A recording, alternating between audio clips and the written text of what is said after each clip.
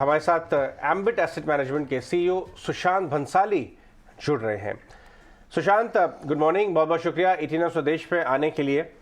मैं दो इनपुट से आज अपनी बातचीत शुरू करना चाहूँगा। एक तो one of its kind deal India ने एयरबस और बोइंग को ऑर्डर दी है। मतलब इस डील की आप मतलब कितनी बड़ी डील है ये आप समझ लीजिए कि एक कमर्शियल डील पे हमारे प्रधानमंत्री तो गर्व से बातचीत करते हुए नजर आए कल। बोइंग और इमैनुअल मैक्रोन भी उसमें शामिल थे, हमारे चंद्रा साहब भी थे। लेकिन बाइडेन साहब ने ये कमेंट्स दिए हैं इस डील के बारे में कि उससे यूएस में कितने स्टेट्स को जॉब मिलेगी और कितनी बड़ी है।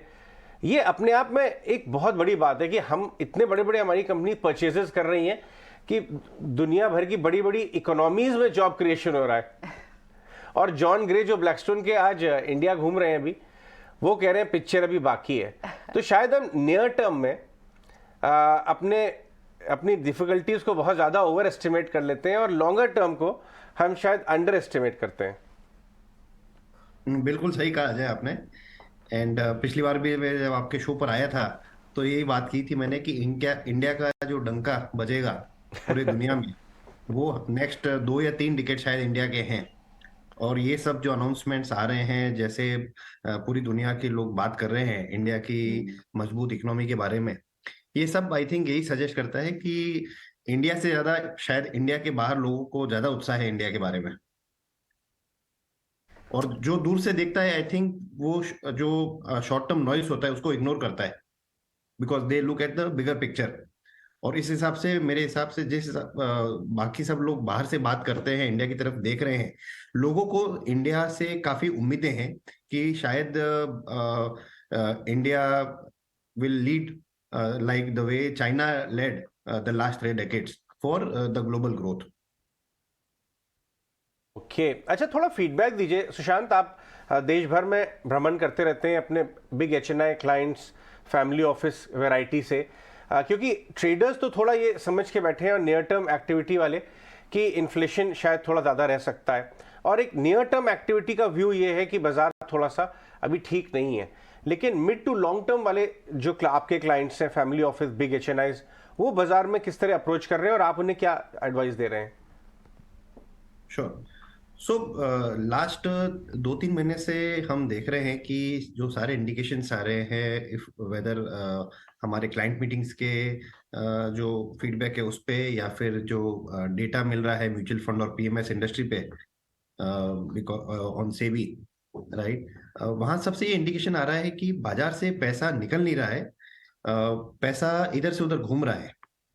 विच मीन्स बिकॉज लास्ट 1.5 साल में जब मार्केट वहां का वहां है, मोर और लेस निफ्टी 18,000 पे ही है लास्ट 1.5 साल से, कभी थोड़ा ऊपर कभी थोड़ा नीचे, बट अंदाजन करीब 1.5 साल से सेम स्तर पर जब है बाजार, और लोगों का पैसा नहीं बना है बिकॉज ऑफ दैट, जो हम टेक्निकल टर्म से बोलते हैं टाइम करेक्शन ऑफ मनी, जो हो रहा है लास्ट 1.5 साल से। तो काफी लोग अपने पोर्टफोलियो में बदलाव कर रहे हैं, फंड मैनेजर्स चेंज कर रहे हैं, पैसा इधर से उधर घुमा रहे हैं, बट इक्विटी से बाहर कोई नहीं जा रहा है। थिंक जो हमने लास्ट 3-4 साल में इक्विटी की तरफ रुझान देखा है लोगों का, moving out of other asset classes like real estate या गोल्ड, या फिर इवन ऑल्टरनेटिव डेट, वहां सबसे जो इक्विटी फ्लोज आए हैं वो अभी भी जमे हुए इक्विटी मार्केट्स में। लोग शायद पैसा नहीं बन रहा है तो स्टॉक चेंज कर रहे हैं या पोर्टफोलियो चेंज कर रहे हैं, बट पैसा अभी भी इक्विटी मार्केट में है, और लॉन्ग टर्म लोगों को काफी अपेक्षा है कि इंडिया का इक्विटी मार्केट काफी अच्छा डिलीवर करेगा। सो लोगों का उत्साह जो है इक्विटी की तरफ, वो उसमें कोई भी हमको अभी भी वो सेट पॉइंट नहीं दिख रहा है लोगों का कि इक्विटी से विश्वास उठ रहा है। उसमें I think one of the major elements behind this feedback I think is that कि नॉर्मली कोई भी साइकिल में बाजार तेजी के बाद एक बार गिरता है, जबकि 1.5 साल से हमने देखा है कि बाजार गिरा नहीं है अभी तक, जहां पे लोगों को एकदम से इंडेक्स 20%, 25%, 30% की गिरावट दिखी हो। उस वजह से लोगों का जो विश्वास है वो इक्विटी पे कायम है अभी भी।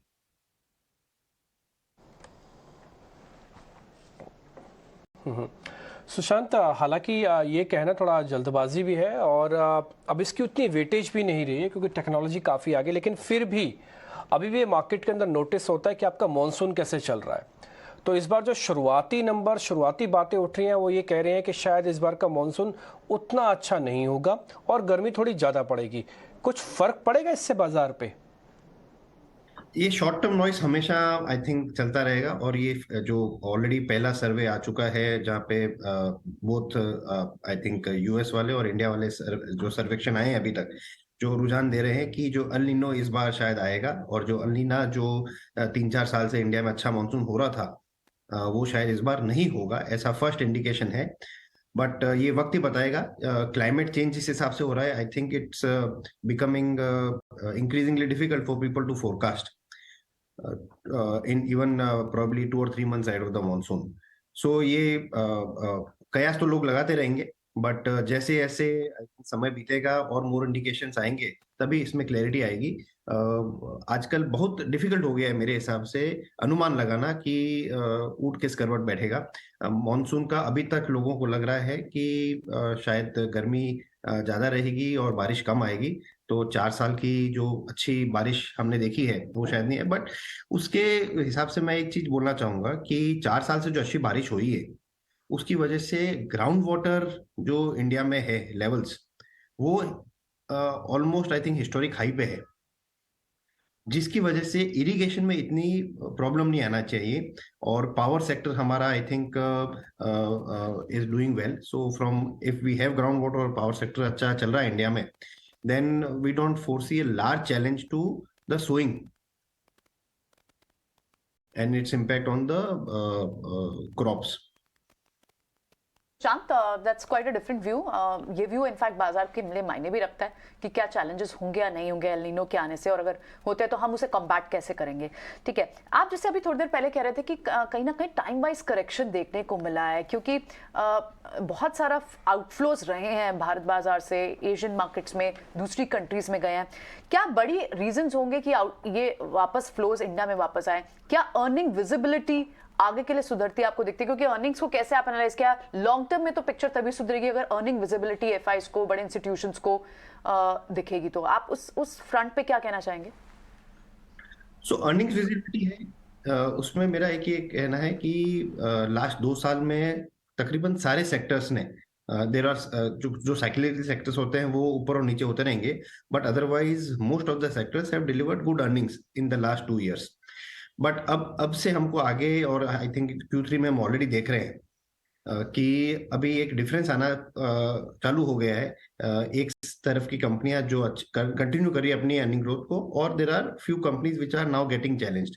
तो नेक्स्ट 1-1.5 साल में हमें ये पोलराइजेशन ऑफ अर्निंग्स वापस देखने को मिलेगा, जो हमको 2017, 18 और 19 में देखने को मिला था, जब एक तरह की कंपनीज थी जो जीडीपी जब एवरेज ग्रो कर रही थी तब भी they were able to grow by about 15%, right? And there were many companies who were not able to deliver positive earning growth also for 2 or 3 years।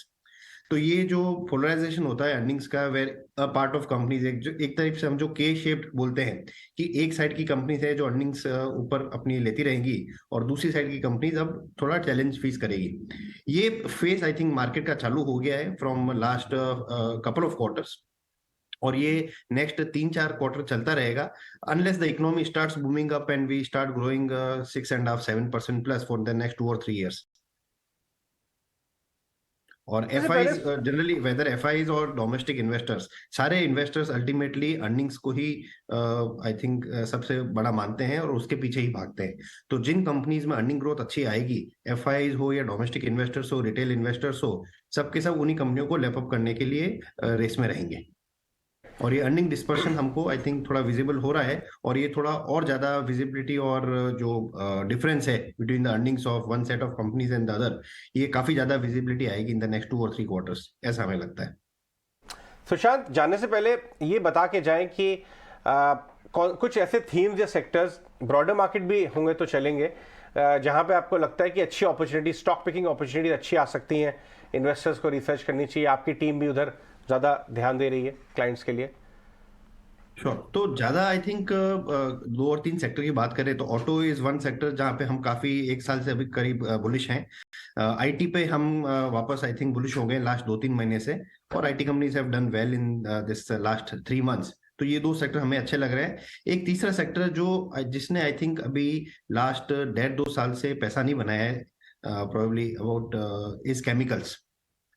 Chemicals वाले sector में I think जिस हिसाब से हम देख रहे हैं कि अर्निंग विजिबिलिटी दिख रही है कि लोग कंटिन्यू कर रहे हैं अपने कैपेक्स।